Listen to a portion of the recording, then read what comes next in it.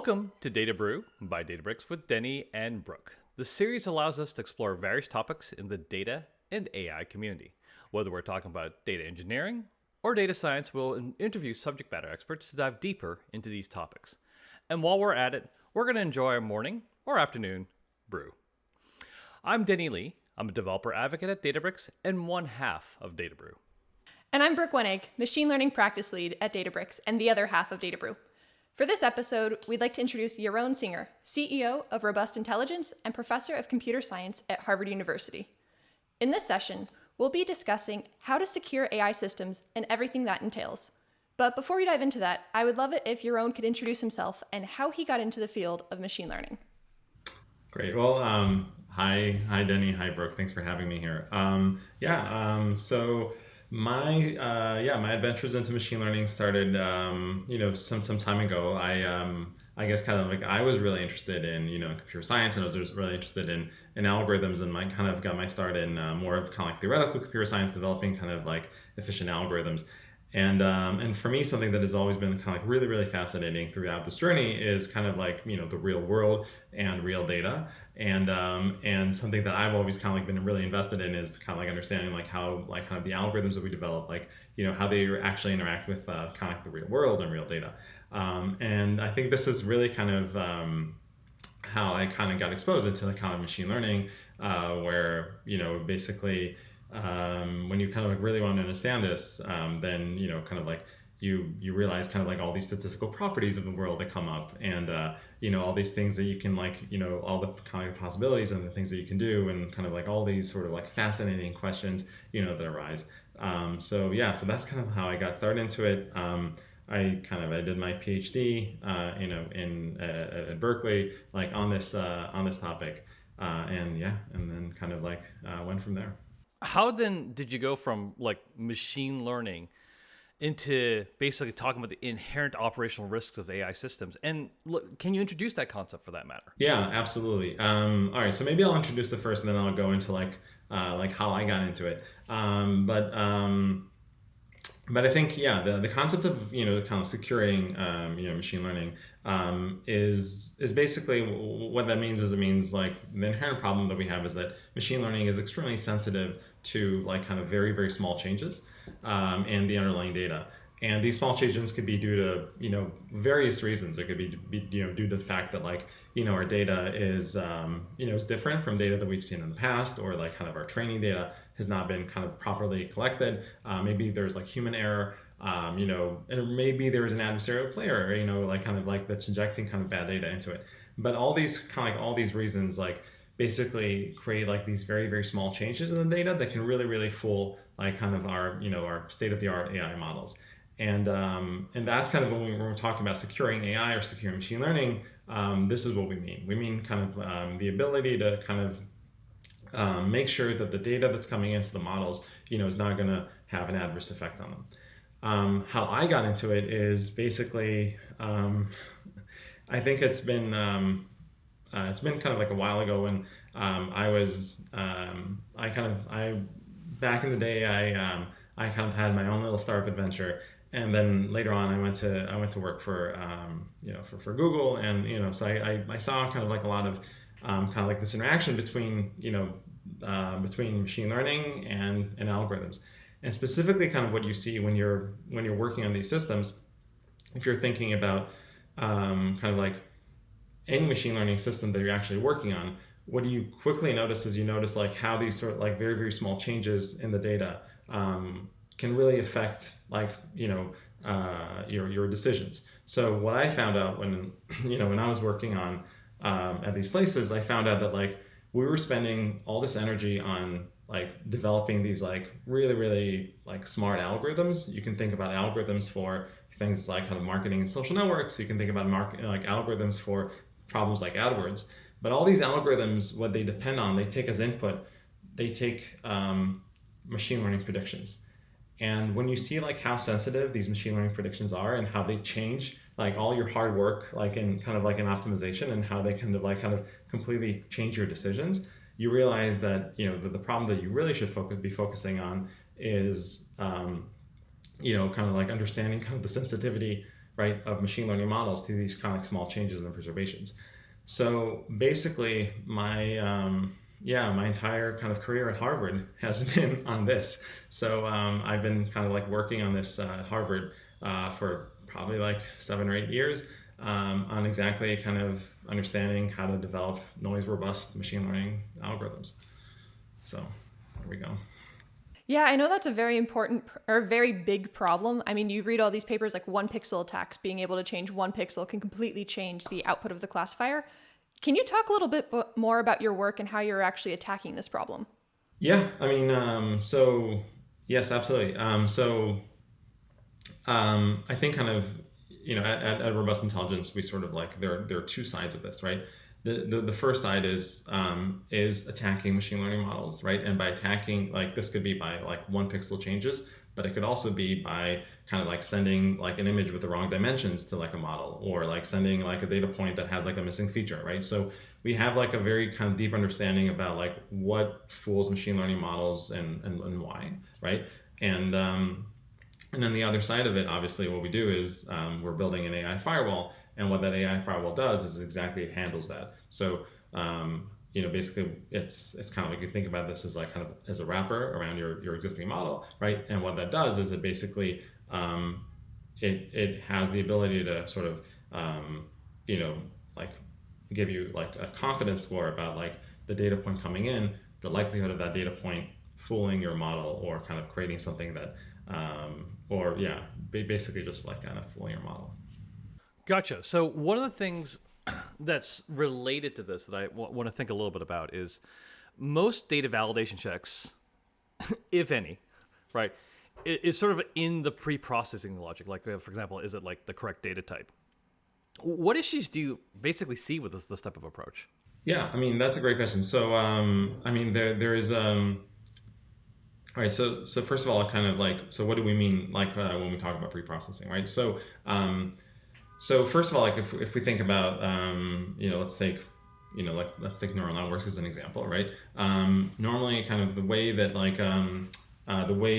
data goes into into like kind of what we think about as the neural network or the machine learning model goes through a pre-processing phase, right? In that pre-processing phase, right, what it like largely what it does is it takes kind of like a raw data point and then transforms it into into kind of like normally it's kind of numerical features, right? That can be used by the neural network or our modern machine learning model. Um, that pre-processing box, what it does is it does a sort of this translation, right? And in addition to this translation, it does some sort of like kind of like very basic input validation, right? And that's something that is obviously like very, very good, right? Like so it can do like kind of it can do things that are important, like if you have like if you're passing on a value that is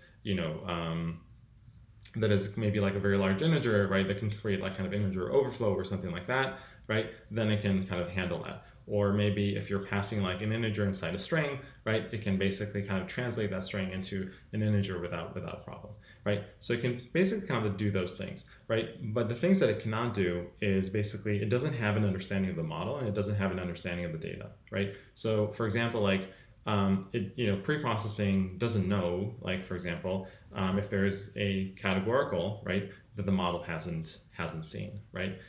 It doesn't know if there's like now if you sort of like if one of your features is like age and you feed in like age 1,000,000, right? Well, that doesn't make sense, right? But in order to understand that doesn't make sense, right? Like you need to see that that the data just if you need to understand like the distribution that the data is coming from and understand that like well 1,000,000 doesn't really make sense, right? And there are kind of like a gazillion more kind of like very nuanced things, right? That pre-processing just doesn't do, right?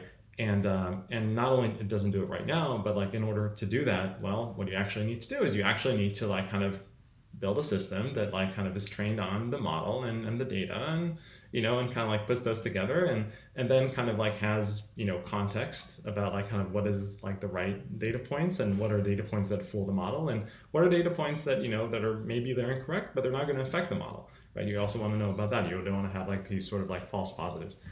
So that's already a firewall.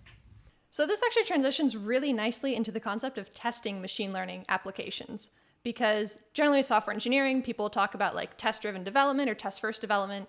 With data science, I'm happy if somebody even writes a test. What are your thoughts about writing tests for machine learning applications? Yeah, many. Um, I think that this is I think that this is somewhere where like, and I think now us as a field, right, machine learning as a field, I think this is where we have like kind of a long way to go, right? Um, like I think that like there's by the way there was a beautiful talk that was at NeurIPS. I think it was like by Ali Rahmi when when they it was for like for the Test of Time Award, and Ali basically gave this really great talk about like kind of machine learning as an engineering discipline, and kind of like and all the ways that we still have to go in order to kind of like have machine learning be an engineering discipline that we trust as in the same way that we trust kind of like other disciplines like maybe like civil engineering or you know other kind of like engineering disciplines where kind of like where we you know where we understand that things are at stake, right? So along those lines, then one of the things that that can help us with like developing rigorous machine learning systems is by testing, right? Like testing our machine learning models, right? Testing our data, things like that, right? Right now, like it's done very like in a very like ad hoc way, right? And when I personally trying to think about and I think about this a lot, like why, right? I talk to like in my business, I talk to a lot of data scientists from like a lot of different companies, from kind of all ends of the spectrum, and I really try to understand kind of like I really try to understand the culture, like I really try to understand kind of like the practices, right? And understand like, well, how can we like how can we make the organization kind of not only like have better AUC results, right, but how can we make this like kind of a more rigorous, better disciplined organization. I think that the reasons have to do with culture and maturity, right? I think the cultural aspect of it is like if we're comparing to like software engineering, right? Then I think kind of the culture of machine learning is a little bit kind of like researchy, right? We really enjoy kind of like kind of taking these statistical models, playing around with them, seeing some results, right? So I think that's sort of that's been a driver of machine learning, and there's also kind of like a great deal of innovation, and it's sort of like constantly in flux and changing, right? So I think kind of inherently in the culture, it just sort of it feels less rigorous, right? So I think that's kind of one part of it. The other part of it is maturity, right? If we think about machine learning as an engineering discipline, that's relatively like a new thing. When I was in grad school, like the number of companies that had kind of machine learning in kind of as part of their core business, was not a great deal, right? You'd use this for like things like fraud detection and spam detection, at like these very very very big companies. But it's not that like pretty much like every software company that you talk to like had a data science team, right? But now kind of like 10 years later, right? All of a sudden the world is really changing, right? So I think what we also have to like understand is that we have to understand that like as an engineering discipline, machine learning is a pretty young discipline. So I think kind of those two things together make it that like there isn't we don't follow the rigorous processes, or in most cases kind of like most companies, most organizations right now, they still are not following the rigorous processes that we'd expect in software development, right? But I think those things are changing, right? I think kind of like as people are developing kind of people are developing AI models, and they're making kind of decisions based on these AI models, right? And they kind of like and they understand kind of the consequences and the risk involved, right? Then I think kind of those practices are changing. Yeah, and that's also a really interesting discussion just about the split between machine learning and engineering, because actually most of the people that get into data science and machine learning don't come from a pure engineering background. And like even computer science at many schools isn't considered engineering. And so data scientists are entering it from math, from physics, from computer science, then many other fields as well, social sciences. And so in those fields, the concept of test-driven development isn't often taught in courses. But do you think it's possible to do test-driven development for data science? Or do you think that models evolve and change so much that it's too difficult to write the tests up front? Oh, yes, I absolutely think that like test-driven. I think that test-driven approach in data science is like yes, absolutely I do. Right, in the same way that we're basically in the same. It's harder, right? Let's sort of recognize the fact that like this is harder, and but definitely doable. Now, why is it harder? It's harder because like um, when we're writing software, right? Normally, in most cases, like it's more deterministic, right? We have like we know how to kind of like we know how to write we know how to break it up. We know how to kind of like it's interpretable. We can look at the code. We understand it, right? We understand what like kind of every component needs to do, right? And it's easier, and then we can kind of like take it in small by chunks, and then we know how to. It's easier for us to kind of like test software and create like kind of these unit tests, right? When we're dealing with AI models, in many cases, like they're models that we're using off the shelf because it's like it's difficult to train them. Maybe you don't have the data, maybe you don't have the resources, and whatnot. But so now we're kind of like interacting with this black box, right? And this black box is it could be like non-deterministic. It's a statistical kind of like entity, right? And kind of like and it there are the universe of kind of possible unit tests. It seems infinite, right? um, and um, and that's and that's like really hard. Like what do I don't understand this box that I now need to test, and what am I testing for? Like kind of what are like kind of all the things that can happen, and just like writing and we're and actually kind of writing tests actually requires you to like like actually now develop algorithms that will fool this sort of like this sort of like kind of black box entity. um, so it's definitely harder, but is it doable? Yes, it's doable, right? It's doable, right? Like if you spend the time, the effort, to like to do it, then you can do it. You can kind of like test your model, and you can kind of like basically expose all its quirks, all its vulnerabilities, things like that. Um, at like at robust intelligence, we like we think that this is like kind of a big ask for like data science teams. This is like we know how long it takes to like develop these tests, right? In a in a thoughtful, rigorous way. So what we anticipate organizations to do, we anticipate them to use products that do that, rather than having their kind of sending their data science teams to kind of like for 6 months or whatnot to kind of like develop these unit tests. No, that makes a ton of sense. In fact, actually, you're reminding me now. I'm pulling a little bit of my own past here, like when we try to even just do like validation tests on BI systems, right? Like just like at the time that we started, it was like, oh, but all the Cartesian of all possible queries, and then of course over time you develop that rigor of like, oh yeah, well we're actually doing validation tests, so you don't actually have to get every single value. You just need to have tests that are representative of that. And exactly to your point, as the system, as we mature, we'll start realizing, okay, maybe you don't need to have every permutation right out there. But that does relate to actually sort of my next question, which is sort of like, well, then, especially because you're sort of doing this a little bit at Robust Intelligence, and we'll actually want to talk, actually, have you describe a little bit more about your company shortly. But what are some of those biggest challenges that you see people face when they're trying to get these models production ready? I mean, obviously, it starts with we've sort of alluded to that from the testing perspective. I'm just curious, are there other aspects that you feel that should be called out right from the get go? Well, when you're looking at this more globally, right? Um, a lot of times we're kind of like interacting with like the VP of the organization, the VP of the data science, or like someone who's like at the director level, or and one of the biggest challenges that they have is with kind of like having an understanding of kind of like unit like what their models are doing, right? They kind of want to have some sort of like oversight of like, okay, like they want to have like some kind of like a sense of like an inventory of the models, right? And then kind of when they have like a sense of the inventory of the models, they want to understand like kind of like what are the different things that they that the that the team has like tried, tested, and why they're using what they're using, and they want to kind of like have an understanding.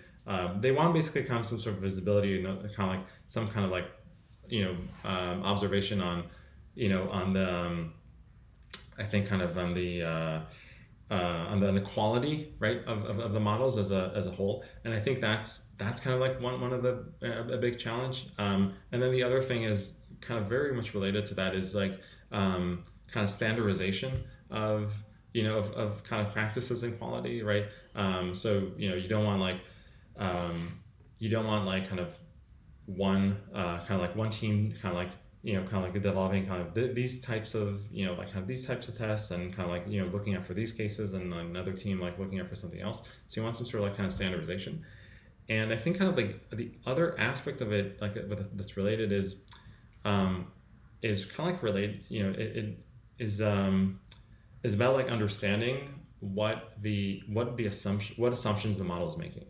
Okay, and actually this is a super important thing, um, and this is like especially in larger organizations, right? So what you see in a lot of kind of like like these large organizations is like somebody develops a model, there are all these sort of assumptions baked into it. Like for example, like, oh, I'm assuming that pre-processing does this, and I'm assuming that the data is never capitalized, and I'm assuming that this and this and this and this and this and this, right? There's no document that ever gets written about this, and even if there were, right, nobody would read it, right? And now that person hands off the model to someone else, right? To kind of like get used in the that gets used in production. Nobody knows what are the assumptions that this model is making, right? um, and now kind of like all these things are fed into it, it breaks, right? And then you have to call into that person to sort of like come in, fix, right, do all this kind of firefighting. So this sort of like understanding the assumptions that the model's making, especially as these models like they move around the organization from one team to another, right?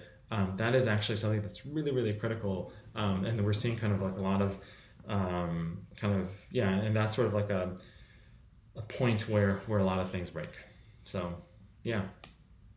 So, in terms of communicating these pre-processing steps, I see this happen quite a lot with our customers. They'll have a data engineering team, they'll ingest the data, and they'll do some very basic pre-processing. They think they're helping the data scientists out by either dropping the missing values or just blindly imputing it with the mean. How do you suggest best communicating these pre-processing steps? Like you had said, it's very difficult to communicate, especially if the responsibility transfers across teams or the code evolves through many people working on it. How do you internally keep track of it, or how do you see your customers keeping track of what pre-processing steps are actually required by the model? Yeah, I mean, I think this is exactly like testing. Like this is we can't kind of like stress this more, right? Like run models through tests. You test you test the models, and then like according to these tests expose exactly automatically. They expose what the model like is assuming, right? Like is the model assuming that like is the model assuming that that now this input is a numerical feature? Is this model assuming that like this is a unique ID? Like all these things that they have to be they have to be kind of like exposed in some sort of like automated way. So like we're like whatever it is, like we're sort of like what we're recommending is either buy or build some sort of like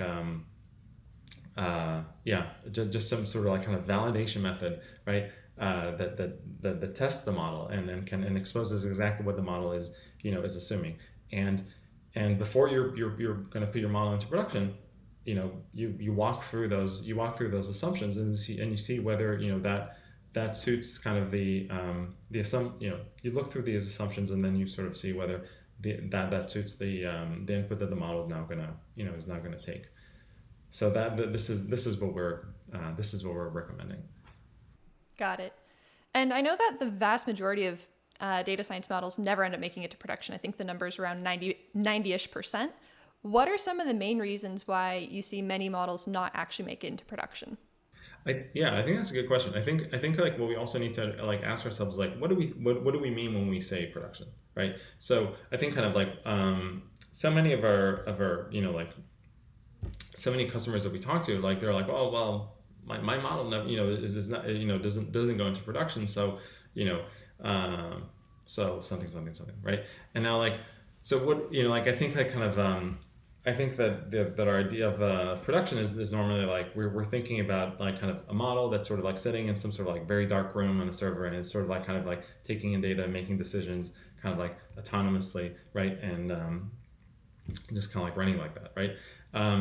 Well, in a lot of cases, what you kind of you find companies that are like they don't have a model in production, but what they do is they on a weekly basis they run like they run a model, right, on a new data set, right, and they send that to their customers, right, and in some cases they have this as an automated process, and And in some cases, they retrain the model, right? And they don't think about it as production because they think, oh, well, there's a human, there's always like maybe like a human there, and and then maybe like in some cases there's somebody who's like, some cases like maybe someone who's also validating the results, right?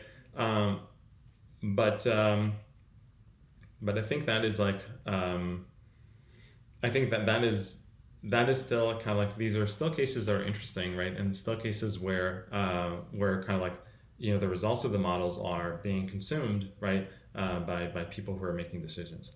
Um, I think if we're thinking like, why don't we see more models like kind of get into production in the way that we think about them? I think it's just a matter of time. I think that like, again, we have to remember like just how new the discipline is, right? So if we think about this like, like 5 years from now, like, are we going to see more automated decisions getting made by models without human intervention? Absolutely, we are. And by the way, and Databricks is like really pushing the envelope on this, right? Like we see like kind of with Databricks notebooks, and like how the way they like kind of make it so easy for people to automatically retrain their models, right? Then like 2 years from now, 5 years from now, like if now like the numbers are within the less than 10% of models getting into production, then I think that we're going to see 50% of the models are going to be in production, and then the way that we're thinking about production these days.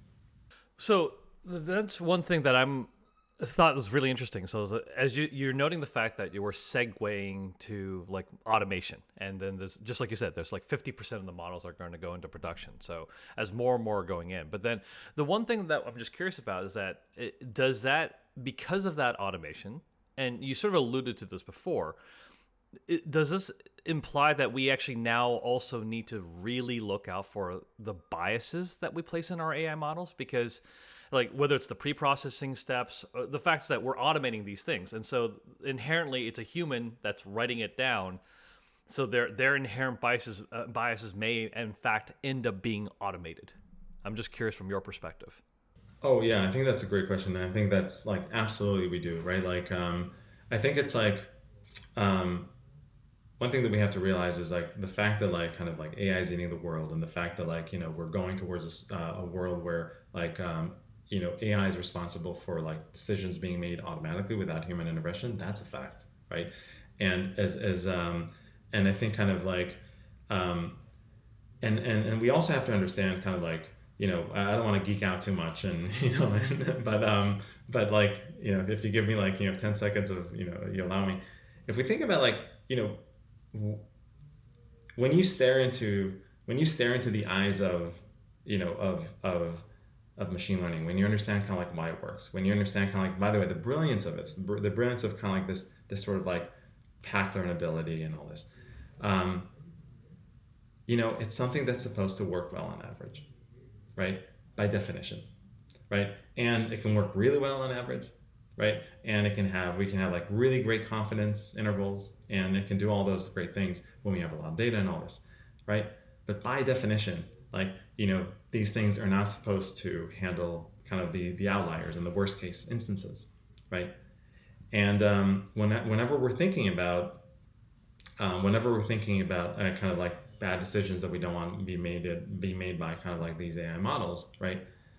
It is the corner cases. It is whether it's a corner case because of like malice, right? That somebody's like taking advantage of, like we saw kind of like the sort of like the Microsoft chatbot a few years ago, if you guys remember, when people were like kind of like poison it to like kind of make it say like kind of like racist slurs and all that. I think that was like a good exercise, right, for humanity, right, to kind of like understand kind of like how these things can go wrong, like in a matter of like just hours, right? Um, and of course we've seen kind of like other examples with kind of like with Google, and kind of like and kind of like and the kind of like image recognition kind of mishaps, things like that, right? So I think like I think the sort of like kind of the almost like the bias is almost inherent in this approach, right? So I think what it means is it calls for us to basically to protect against these corner cases, right? And make and kind of like and make sure that like these corner cases are handled right before they go into these statistical models that are that do well on average, right? Yeah, I mean, that's a really excellent point about machine learning systems. Even when you evaluate them in aggregate. You don't generally look at the individual error analysis of which records you misclassified. Exactly. Exactly. And by the way, like, and we see what happens, like, and right, like, exactly that's exactly right. We don't look at, like, we don't evaluate a machine learning model based on kind of like on its worst prediction, right? And, because, if we do that, then we're like, these models are going to be, if we do that and we train kind of like machine learning models to kind of like do well on kind of like on their worst behavior, then we're not going to go anywhere. And I think kind of like, I think there's sort of like kind of like, just anecdotally, there's kind of like this example from like, from the world of like adversarial noise, and all the work that has gone there, which has like been really, really fantastic. But the approach there has been like, okay, let's, I think it was almost kind of like this thought experiment that went on for like a few years about like, let's do kind of like adversarial training, meaning like we will kind of like take our existing kind of machine learning methods for training models, and what we'll do is we'll just feed in like kind of like all this sort of like, adversarial data into them, right? And then see kind of like, and then see the performance of the model. And I think kind of the best that we know how to do right now with like kind of these image recognition models is like, I think we have like accuracy on the order of like 37%, right? And this is in comparison to like what, like 90, 98%, 99%, like kind of without this. So I think what that tells us, like, and it's hard to imagine that someone is going to like, happily adopt a model that does like, instead of 99%, like does like 37%, right? And because it can handle like kind of, these kind of crazy corner cases, right? So I think that's kind of like, that's really, from everything that we've seen, that's really inherent into kind of like into this kind of like, into machine learning, right? Into the method that works. And we have to, and again, if we're going back to like, as an engineering discipline, right? We can't, we can't not fix this, right? So it's on us. Yeah, and I guess the inherent problem as well with corner cases is if you build a model that can handle all the corner cases, you're likely overfitting to the corner cases you've already seen. So it's a problem that's just really difficult to solve. I'm curious to see what comes out in the future. But kind of as a wrap up here, two questions for you. One, what advice or best practices do you want to leave our listeners with today? And two, could you do a quick pitch of robust intelligence for everyone? Absolutely. I was hoping you were going to ask for my t-shirt size, but okay. I think okay, but okay, that's a wish. But I think kind of, okay. So for the first question, yeah, my pitch to companies is, in general, like, be, I think kind of be rigorous in your practices. Insist on unit testing, insist on standardization, insist on visibility. Try to like count the number of times that you're like firefighting and kind of like and jumping into the models, and realize that that's not a good thing, right? Like, try to have like your think about like kind of your KPIs, like include not only like accuracy of the models, but like include the kind of like, the kind of like the rigorousness of this, right? And be well aware of kind of all the consequences, right, to the business, right? Not to say humanity, but like, to your business, like when you're thinking about, when these models fail, right? So this is, this is the advice that I have for organizations. And of course, like, use robust intelligence.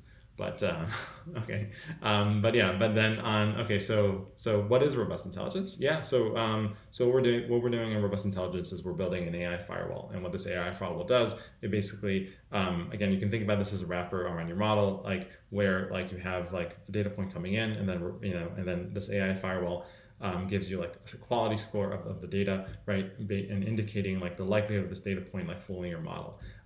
The way that we do this is we do this kind of in stages. The first thing that we do is like we train this, using stress testing, right? So we stress test the model, we identify kind of all the vulnerabilities, all the issues that it has, right? And kind of with like the data that it's supposed to take in, right? And then based off of that, like we're training these firewalls. So yeah, like, for anyone out there that is interested in, and improving kind of the rigor of your system, your, like, robust intelligence is waiting for you. Sounds very robust. I just had to do that.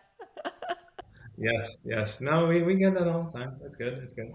Well, thank you so much for joining us today on Data Brew, Yaron. We definitely enjoyed our conversation, learned a lot, and it's good to know that test-driven development is possible with machine learning as well. Amazing. Thank you guys. Really enjoyed it. Thanks.